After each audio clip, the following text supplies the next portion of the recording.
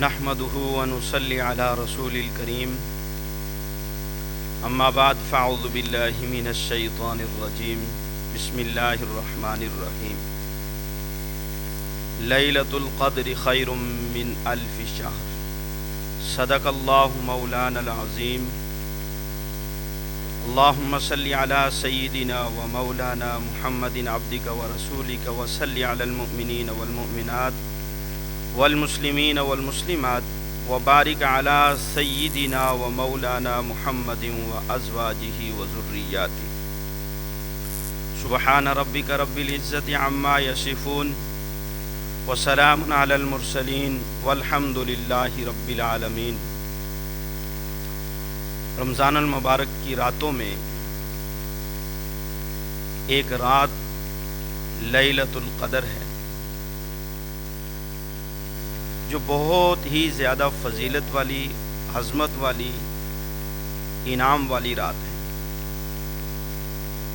اس رات کی فضیلت کا اندازہ ہم چند پہلوؤں سے لگا سکتے ہیں کہ یہ رات اپنی عظمت کے اعتبار سے، اپنی بڑائی کے اعتبار سے کتنی بڑی رات ہے۔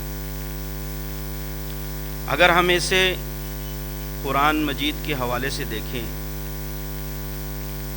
تو اگر اس رات کی اگر یہ ایک ہی فضیلت ہوتی کہ اس رات میں اللہ تبارک و تعالی نے قرآن مجید کا نزول فرمایا تو ہمارے لیے اس کی اتنی ہی فضیلت کافی تھی، لیکن اس فضیلت کے ساتھ ساتھ اس رات کی اور بھی بڑی عظمتیں ہیں۔ پھر اس رات کی عظمت کا اندازہ، اس کی بڑائی کا اندازہ اس بات سے لگائیں کہ جس رات کو نبی کریم صلی اللہ علیہ وسلم نے پورے رمضان میں تلاش فرمایا۔ پورے رمضان میں کس طرح تلاش کیا؟ آپ صلی اللہ علیہ وسلم نے رمضان المبارک کے پہلے حشرے کا اعتکاف فرمایا، آپ نے لیلۃ القدر کی تلاش کی، لیلۃ القدر کو نہیں پایا تو پھر آپ صلی اللہ علیہ وسلم نے دوسرے حشرے کا اعتکاف فرمایا۔ جب دوسرا حشرہ بھی مکمل ہوا تو آپ صلی اللہ علیہ وسلم نے اس رات کو نہیں پایا تو آپ صلی اللہ علیہ وسلم نے باقاعدہ اپنے خیمے سے، جو ترکی خیمہ تھا، اس سے سر مبارک کو باہر نکال کر یہ ارشاد فرمایا کہ یہ رات رمضان المبارک کے آخر عشرے میں ہے اور جو لوگ میرے ساتھ اعتکاف فرما رہے ہیں وہ رمضان المبارک کے آخر عشرے کا اعتکاف فرمائیں۔ بتلانے والے نے یعنی جبرائیل امین نے مجھے یہ بات بتلائی ہے کہ یہ رات رمضان المبارک کے آخر عشرے میں ہے اور پھر آخر عشرے کی طاق راتوں میں ہے۔ اس بات سے ہم اندازہ لگا سکتے ہیں کہ نبی کریم صلی اللہ علیہ وسلم نے جس رات کو پورے ماہ مبارک میں تلاش فرمایا اور پھر آپ صلی اللہ علیہ وسلم کو جب بتایا گیا کہ یہ رمضان المبارک کے آخر عشرے میں ہے تو پھر آخر عشرے کی بھی طاق راتوں کا انتخاب فرمایا گیا۔ اس میں اس جگہ دوسری اس کی فوقیت یہ ہے کہ نبی کریم صلی اللہ علیہ وسلم کا خود تلاش فرمانا۔ تو ان تمام فکروں کے بعد اللہ تبارک و تعالیٰ نے اپنے پیارے حبیب صلی اللہ علیہ وسلم پر وحی نازل فرمائی، انا انزلناہ فی لیلۃ القدر۔ جب یہ صورت اللہ تبارک و تعالیٰ نے نازل فرمائی تو اس صورت میں لیلۃ القدر کی خوشخبری سنائی اور اس رات کی عظمت بیان فرمائی کہ یہ رات کتنی بڑی عظمت والی رات ہے کہ اس میں اللہ تبارک و تعالیٰ نے قرآن مجید کا نزول فرمایا۔ پھر زیادتی شوق کے لیے آگے دیکھیں، یعنی پہلی فضیلت اگر دیکھیں تو قرآن مجید کی فضیلت، وہ بھی بڑی فضیلت تھی۔ پھر اللہ تبارک و تعالیٰ نے اس کی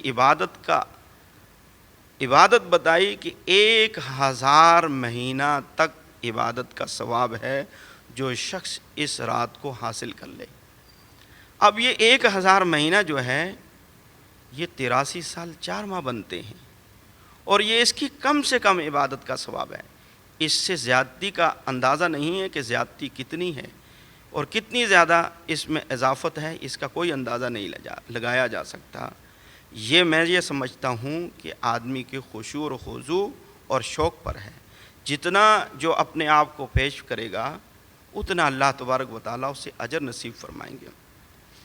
دیکھیں، ہم نبی کریم صلی اللہ علیہ وسلم کی زندگی کے اندر غور کریں تو آپ صلی اللہ علیہ وسلم کی زندگی تو ہے ہی عبادت۔ آپ صلی اللہ علیہ وسلم کی زندگی میں تو ہم یہ تصور بھی نہیں کر سکتے کہ لمحہ بھر کے لیے بھی آپ صلی اللہ علیہ وسلم سے غفلت ہوئی ہو۔ پھر آپ صلی اللہ علیہ وسلم کی عبادت جو تھی وہ ایسی تھی، آپ صلی اللہ علیہ وسلم کے پاؤں مبارک ورم زدہ ہو جاتے تھے، یعنی اتنی زیادہ عبادت تھی۔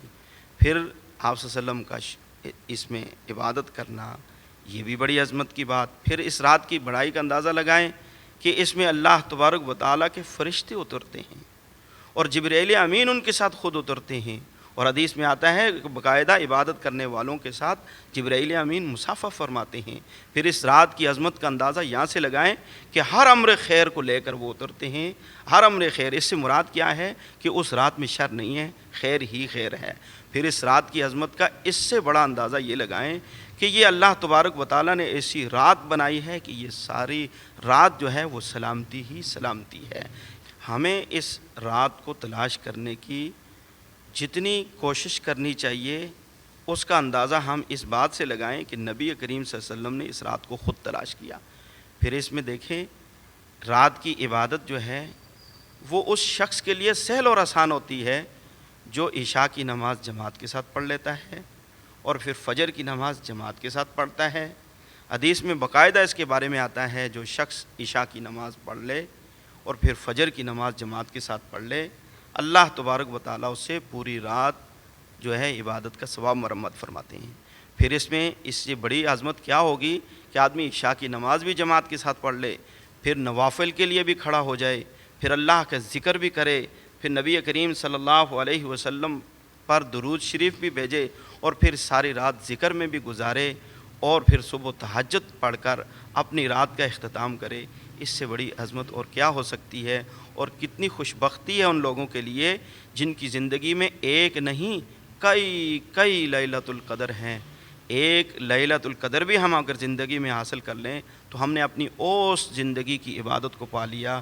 لیکن خوش نصیب ہیں وہ لوگ جو اس رات میں عبادت اس انداز سے کرتے ہیں کہ وہ ہر سال اس رات کو حاصل کرتے ہیں۔ پھر معتکف جو ہیں وہ تو بڑی ہی عظمت کے، ان کے لیے تو بڑی عظمت کی بات یہ ہے کہ معتکف جو ہے اگر اپنی خشوع اور خضوع اور آداب کا لحاظ رکھتے ہوئے مسجد میں پوری عبادت کرتے ہیں تو یہ ضرور یقینی بات ہے کہ معتکف کو یہ رات ہر صورت میں حاصل ہو جاتی ہے۔